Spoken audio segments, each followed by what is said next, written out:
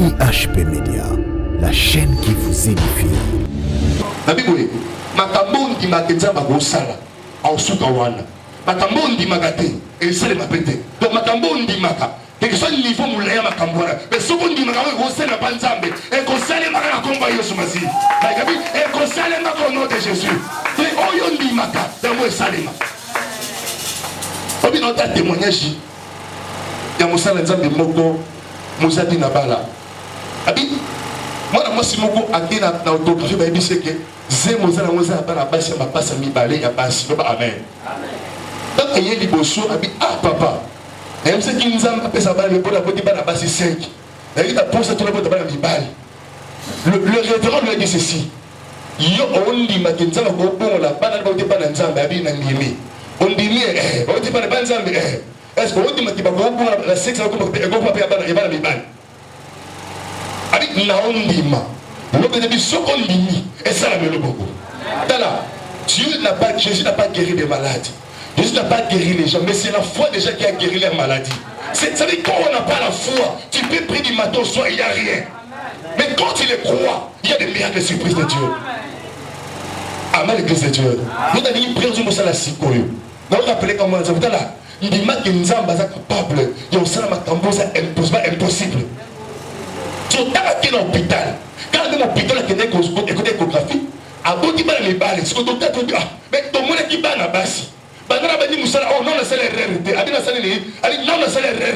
Mais comme il va l'habiter, il y a un monde qui va mais pour ça, il y a un la base. Et c'est le Dieu de mon passé qui a acheté ses enfants ici. On va la Bible. Un docteur blanc. N'importe où Dieu a fait ce miracle. C'est pour dire quoi? Niveau mouton qui mélange ça, niveau de sa pensée là.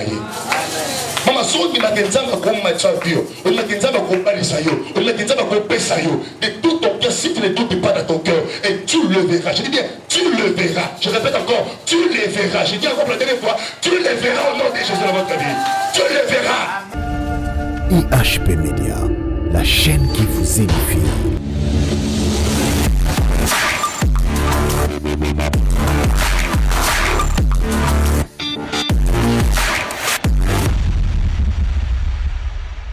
Nous sommes allés au nom de Abedaboro, nous sommes télémaki, le collège Jéricho, Liboso Nanga, Natongwa Lelo, Naliete na Melite, Natelemi Liboso na yo, Nazo Beta Maboko, Nazo déclaré, Nazo Loba, Ekweya,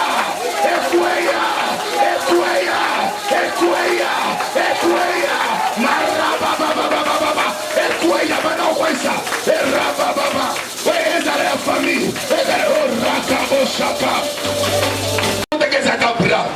Abraham a dit papa naïe, mais Bible dit si naïe boy, Azui Isaac, amené tumbelo, pour abomaye, mais tama tomboli mbeli, ayoki mongongo, ayoki kolo Isaac akangi, habité Isaac okufate, mais si moi nzambe moko, donc sambela, bambelu etelemi, bambelu ezako telema, pour ekwe isayo, éliminer yo, oko agala papa na yo, agala mama na yo, mbeli wana, erate yo, feta mo banzala mbeli eratenga, alléluia, pika mikoro nauma, oh rababababa, bambeli le moke eratenga, mikabure moke eratenga, baproche moke eratenga. Nous ne sommes pas le genre de personnes où nous devons rater, voir la bénédiction passer outre. Non, je ne les crois pas. Ok, ça me l'a na 12 heures à l'élo. Aujourd'hui, ça nous a béboué. Na liété na mérité. Nous sommes comme ça pour la gamme à l'amour. Admet de cela. Na korata. On déclaré par la foi. La vie est créée par la parole. C'est que tu déclares dans ta bouche. Et si tu ne le doutes pas de ton cœur, et tu le verras s'accomplir. Elle dit, moi, Nzambe Moko, on a croire à la foi. On a dit, Nzamba Zali. Aba na ko déclaré. Alors, ma loboke. Na ko ratete. Bacha mitambu. Ba matabatita. Na ko raté Nzambe te. On doit déclarer par la foi. Tu ne rateras pas ta chaise. Et tu ne rateras pas ton royaume. Tu ne rateras jamais. Tu ne rateras pas. Je dois comprendre le fait. J'ai vu que ça dit comme il ne doit comprendre le fait. Mais ça va pas qu'on ressemble là. On doit déclarer. Oh, rabababababababa. Donnez-moi ces parties de prière des combats parce que c'était pendant le rêve que j'avais dit ça. Donc c'est la prière avec représentant. Cela veut dire quoi? La Bible dit, Dieu appelle à l'existence des choses qui n'existent pas. Tu dis amen avec moi? Merci. Et tu sais qu'on va faire, c'est quoi? On dit, pour monter l'okamoto, elle m'a photo naïe, à comme mes lamba naïe, à comme mes logos naïe. Amen. Et toi, par contre, dans le monde des ténèbres, parce que le local va commisser à bateau. Ça veut dire, on monte à mon naïe. Mais comme mes logos naïe, tu as déclaré les colons nango et qui représentait Yenesika Oyo. Voilà la raison pour laquelle, pendant que quand je dis ces choses, le Seigneur m'a ramené pour te dire ce matin ici. Tu as la prière mon naïe. On doit à ta papier, à tel lamba naïe, au tchao liboso na, on va dire que ça qu'on a les colons nango. Et si tu crois de tout ton cœur, mambozo sako la wana. Et que là, tu as dit na combat. Amen. Amen. Jésus-Christ avait besoin d'Élie et Moïse. Amen. La Bible dit, il a commencé à prier. Moïse était là-bas dans l'éternité. Mais à la prière de Jésus, a appelé Moïse dans la visibilité. La prière de Jésus a appelé Élie dans la visibilité. C'est dire qu'ils tu peux l'invoquer maintenant là. Tu peux les appeler maintenant là. Et puis, c'est matérialisé dans la vie. Vous comprenez bien ça? Vous comprenez bien ça? C'est-à-dire, on a simbi oyo. Et ça, papi, maintenant la commission billet dans l'avion. On a simbi oyo. Ça, papi, la commission richesse nanga. Et ça, mobile nanga. Et ça, kinga nanga. Pour ça, la prière, on a siko. Et les mains, et tout ça. Toi, tu vas seulement déclarer sur ça. La déclaration peut changer les choses. Jésus a déclaré Maloba Pamba. Et le roi Liboto n'a l'eau qui tient dans ma belle. A comme dans mon moto. La Bible dit ceci. Même Pierre a dit Moïse. Et Pierre a dit Élie. Tu peux appeler ce qui t'appartient à l'invisible et comme à la visibilité. Est-ce que vous comprenez, Maman Mozali? Tu peux appeler ce qui est invisible de ta vie et comme la visibilité. Au lieu de la ndoto mbalebele, na bali na ndoto, na boti na ndoto, na zumba na ndoto, na voyager na ndoto, na sibo ndoto. Tout ça, c'est des visions. Non, mais une prière à l'élo. Oh, que sambela par la foi. Oh, l'autre a na ndoto wana. Oh, le mona kawana. Oh, il a kona makalisa malamu wana. Et c'est ce qu'on va déclarer avec l'autre. Amen. Pas un représentant. Na on dit ma que prière au sala oyo. Comme c'est une prière qui est révélée. Et je crois qu'elle ne raté jamais. Mais David, elle ne raté jamais. David, elle ne raté. David, elle ne raté. Au nom de Jésus. Assis pour le nom de Sambela. Gloire à Dieu.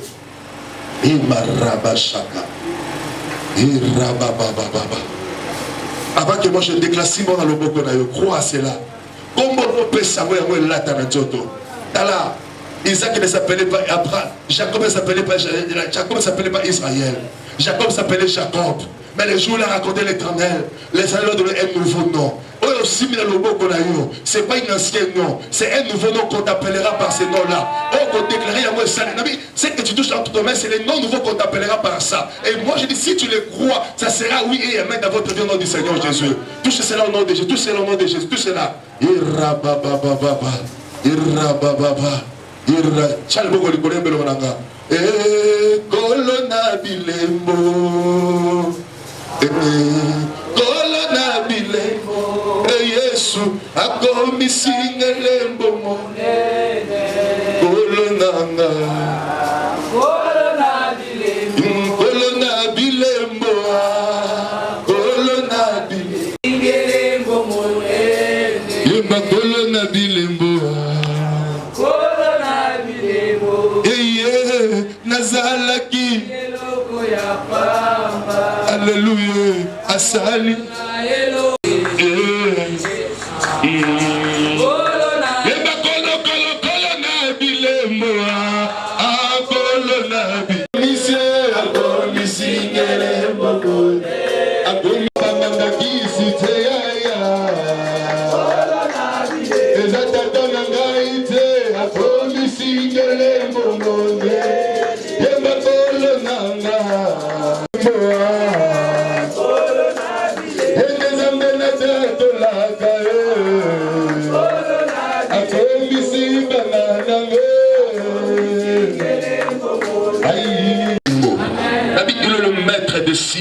il est le maître de temps, il est le maître des circonstances, il est le maître de ta vie, il est le maître de celui qui s'appelle le diable, il est le maître de ton problème, il est le maître de solutions, il est le maître des rencontres, il est le maître des retrouvailles, il est le maître des surprises, il est le maître de la grande gloire, il est le maître des témoignages, il est le maître de la multiplication, il est le maître de résister d'entre les morts, c'est lui le maître que nous appelons Jésus.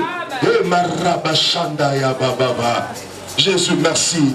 Maman, le sambo ebongolaka azoki mapa na mbisi lobi maloba likolo nango et se multiplier comme ebele eloko osimba eza eloko eloko osimba ekoza mobali moko ozokima na maboko na ye eloko osimba ekoza mbongo moko ekimo esimbama te eloko osimbi ekoza programe moko oza nango me esimbama kaka te me ebisa kolo na bilembo eba nzambo oza mokolo na bilembo nasimbi elembo oyo naosakola likolo nango ekekimanga te nazwi possession nango banda kosakola banda kodeklare banda koloba bamasambela eyabondela eyapriye voilà nzambe apambola. Comment ça quand t'appelles ce que tu as demandé? Mais je crois par la foi au nom de Jésus. Je crois au nom de Jésus. Je crois au nom de Jésus. Restez calme, moi je parle ce que je parle. Je crois au nom de Jésus. Je crois au nom de Jésus. Je crois au nom de Jésus. La Bible me dit ceci. Tout ce que vous demanderez en priant, mon Père dans le ciel ne retardera pas de vous les donner. Je prie au nom de Jésus. Tu n'as pas demandé un homme. Tu n'as pas pleuré un homme. Mais tu es devant l'Éternel. Tu es devant Jésus. Tu es devant Jésus. Papa, je t'en prie au nom de Jésus. Je t'en prie au nom de Jésus. Akati ndako na ye atike sika utaki akoti na mbulo yo na sambeli zambalola oya sengiro oya bondeli maloba lobi elata nzoto esale mabongo esala bongo au nom de Jésus. Et barabash barababababababa irabababababababa rakababa. Comme Ézéchiel a commencé à prophétiser la leçon, je commence à prophétiser sur ta vie. Au nom de Jésus. Au nom de Jésus. Malobo lobela tanzoto. Nabela tanzoto. Nabela tanzoto. Nabela tanzoto. Nabela tanzoto. Ebota mikuwa. Ezo makasi. Etelema. Etambola. Et accompagné yo. Etambula na yo. Malobo lobi. Etambula na yo. Au nom de... Le Dieu de grâce. Le Dieu de surprise. Le Dieu de miracle. Nous ne servons pas un Dieu pauvre. Nous ne servons pas un Dieu de médiocrité. Nous ne servons pas un Dieu de souffrance. Mais nous servons un Dieu qui progresse, qui avance et qui avance ses cieux. Au nom de Jésus. Au nom de Jésus. Comme toute une lettre qui est écrite, et s'il n'y a pas la signature, la lettre n'a pas de valeur. Elle est prière au sali. Au tchamoué c'est le bois par la foi. Aussi bien le logo aussi bien. Au sanguis bibale, au visage lembo. Nazana mbongo te na selemo par la foi. Eza ona zanango. Na gondi ma loko na sengyo na ozwango la tanzoto. Au sanguis on a sacrifice wana. Au nazana ba bibale na oye de sur baliko na oka sikoyo. Mélange ce que je te dis, c'est mélange ça avec ce que tu as là. Mélange ça par la foi. Et dans la montagne aux zanango, c'est la foi na yo. J'oblige pas quelque chose, mais j'oblige les gens de la foi. Si tu crois réellement que tu as bien prié, fais ce que je te dis. Est-ce que tu crois que Dieu existe, fais ce que je te dis. Est-ce que tu crois que Nzamba est capable? Il y a personne qui s'enguille. C'est la même chose. Sangi c'est le simbi. Sangi c'est un mot. Na sacrifice tayo. Kangi c'est un mot. J'ai 2 mois à te dire. On va répéter l'icône nango. Gloire à Dieu. Gloire à Dieu. Gloire à Dieu. Gloire à Dieu. Marabababa. Et marabashanda. Natie le boko dans la licolo. Natie le boko dans la licolo. Na sambele loko bibalete. Mais na sambele loko moko. Mutu nyosa sambele motema na mobimba. Oya che tembela motema na ete. Nzambe na sambeli moi oyo za oyo. Na bi journal lelo semaine oyo. Moi oyo au compte de décembre te akomona bilembo na yo au nom de Jésus de Nazareth. Je dis au nom de Jésus, le Dieu de la Bible, le Dieu des sacrifices. Vous adorez Nzambe na munoko yebi, na munoko yebi mama. La Bible adore Nzambe. Voilà mon thème na yo. Limo osengi Nzambe mama. Banda ko adorer, ozo adorer, ozo déclarer ozo loba maloba, ozo sakola bola mama na la Bible, ozo déclarer bolamu, ozo sakola bolamu. Oh Seigneur merci. Je crois de tout mon cœur.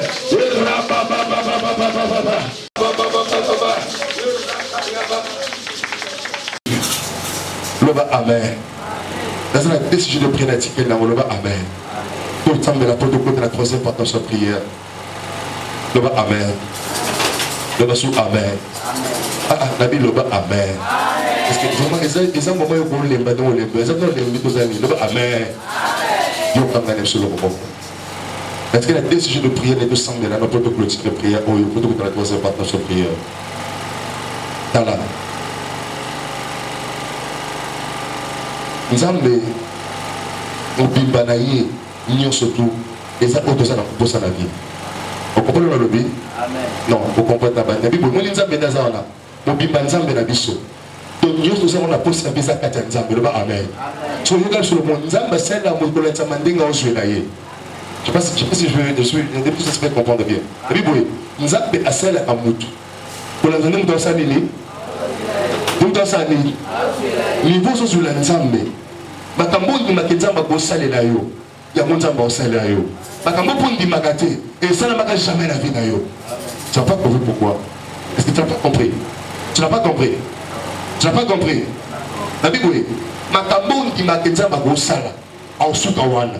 Makambo ndi magate et ça les mapete. Donc makambo ndi maka. Quel que soit le niveau moulaya makambo wana. Mais ce qu'on dit makambo kosala pa nzambe et kosala maka komba Yesu Masi.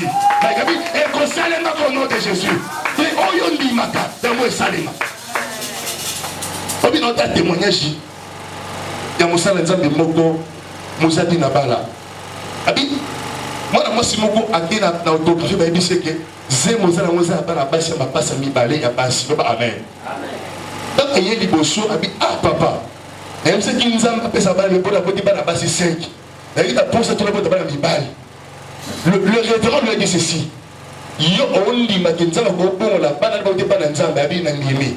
On dit on dit pas les banzambe est-ce qu'on dit que ba la sexe ko ko pa bana e bana mi bana abi na on dit ma le que depuis ce qu'on dit et ça la melo beaucoup là Dieu n'a pas Jésus n'a pas guéri des malades.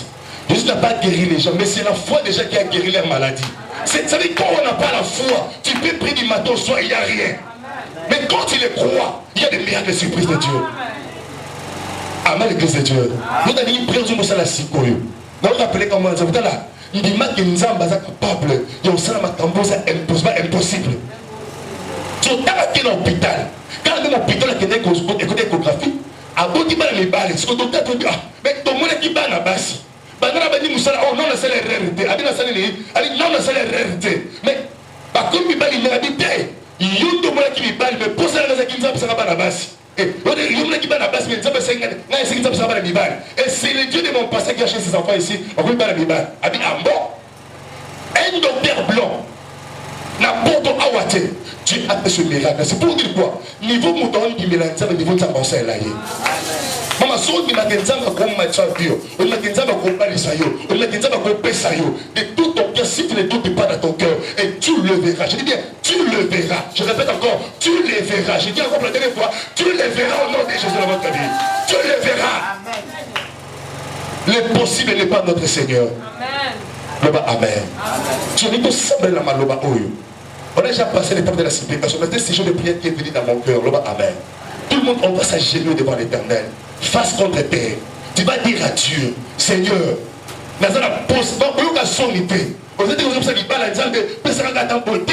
L'obama n'a mon connaissance, bien l'ibala, bien la mobali. Mais ça va j'ai dit de tout que si tu le demandes à Dieu, il va te le donner. Amen. On va prier face contre terre. Je dis face contre terre. Frère, la signifie et on appelle la manière face contre Dieu, tu pries à ton Dieu, comme Élie a prié à Dieu. Tu demandes, dis Seigneur, je veux ça dans ma vie. On a mon coquille, on a yoko, on a son copique sans maladie, on a yoko, on a besté, et ça a tout est solo, on a yoka, ma salon, on a yoko, on a yoka, mais ça me pourrait dire qu'on s'en a pris. Est-ce que nous ensemble, nous avons le peut-être solo, mais n'a y pas de la tombe à l'élo, moule bêti, n'a pas de moulate, les collègues n'a pas de collègues, mais bien que nous avons la lola, n'a yoko, nous avons. Est-ce que c'est pas possible? Est-ce que tu es fatigué de faire ces choses? Est-ce que tu ne peux pas les faire? Est-ce que tu ne peux pas m'étonner? Est-ce que tu ne peux pas faire un miracle? Est-ce que tu peux aussi me surprendre? Est-ce que tu peux aussi m'aider? Tu peux aussi me soutenir? Seigneur, tu peux aussi m'aider dans la vie. Tu peux aussi me soutenir dans la vie. J'ai besoin de toi. Prions.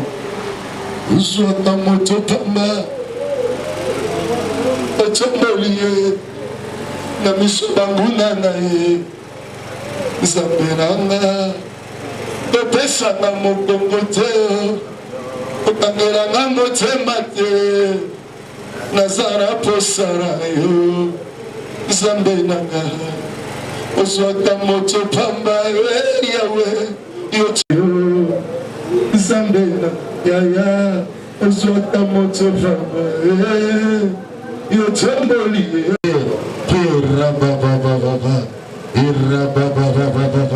kombo na Yesu. Amen. Amen. Acclamons que le vainqueur acclame le Seigneur. Que le vainqueur acclame le Seigneur. Que le vainqueur acclame le Seigneur. Amen. Zamba pambola yo. Zamba pambola yo. Nabi zamba pambola yo. Nabi sou zamba pambola yo. Mon esprit me convainc que tu as bien prié. Et mon esprit me convainc qu'il y a une réponse à ta porte au nom du Seigneur. Oui, j'ai dit, mon esprit me convainc qu'il y a une réponse à ta porte au nom de Jésus. IHP Média, la chaîne qui vous édifie.